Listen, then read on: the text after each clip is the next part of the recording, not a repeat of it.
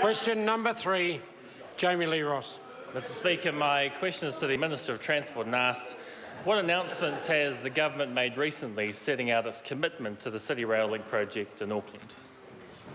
The Honourable Simon Bridges. Speaker, the Prime Minister recently announced the government will work with Auckland Council to bring forward the business plan and formalise our funding commitment from 2020 for the $2.5 billion City Rail Link project. The Council has indicated this would allow construction of the main works to start in 2018, at least 2 years sooner than currently envisaged. A number of important and complex issues still need to be worked through with the Council, but I'm confident we will be in a position to finalise the business case later this year. Sue Moroney, I look forward to your first question. Supplementary. Supplementary question, Jami-Lee Ross. Why has the government decided to bring forward the business plan for the City Rail Link and formalise its funding commitment from 2020? The Honourable Simon Bridges. Mr Speaker, the government has been very clear that we would consider an earlier start if Auckland's rail patronage and CBD employment hit certain thresholds committed to by the Auckland Council. Strong growth in rail patronage since 2013 means the 20 million annual trip threshold will probably be met before 2020.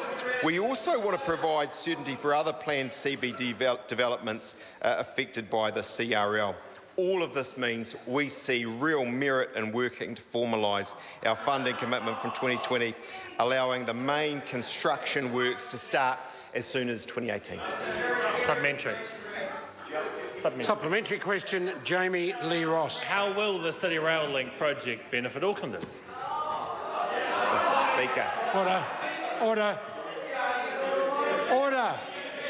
Thank you. Order. If I have to start specifically mentioning people who will be ejected from the House, they can continue this barrage, I can do so.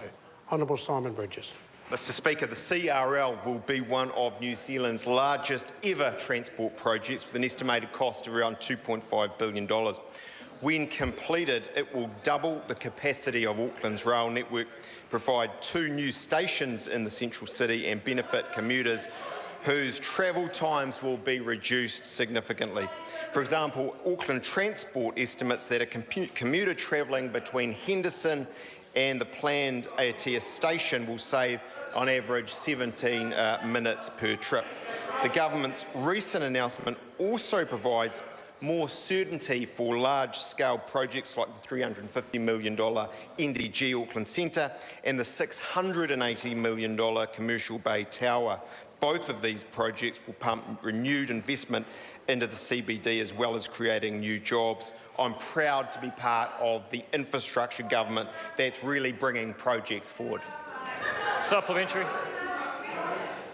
Supplementary question, David Seymour. What percentage of total trips made by Aucklanders each year is 20 million? The Honourable Simon Bridges. Mr Speaker, well, I couldn't give the member a percentage, but of course at about 14 million in the last year, that's a very significant, indeed exponential rise in patronage by rail in Auckland. And I think most would agree that's a very good thing. Supplementary question. Supplementary question, the Right Honourable Winston Peters.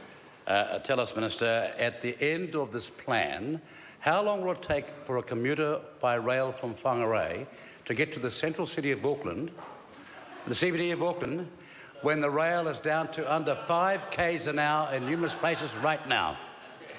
The Honourable Simon Bridges. Oh, Mr Speaker, they will travel by an incredibly impressive road that we're procuring at the moment. Supplementary question, Sue Moroney. Well, in response to that answer, has he seen reports this morning of a 17-kilometre gridlock on that road he just talked about, on the Auckland motorway? And has he also seen the Radio Live poll conducted yesterday where 90% of those participating want commuter train services between Tauranga, Hamilton and Auckland? And doesn't this show that his might-be reheated announcement on the City Rail Link is out of touch with what Auckland needs a firm commitment on now, Minister? Order.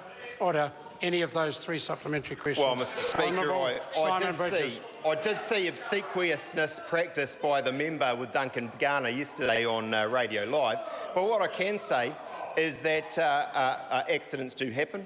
That does lead to congestion some occasions, but that's true across all modes, whether it's road or rail.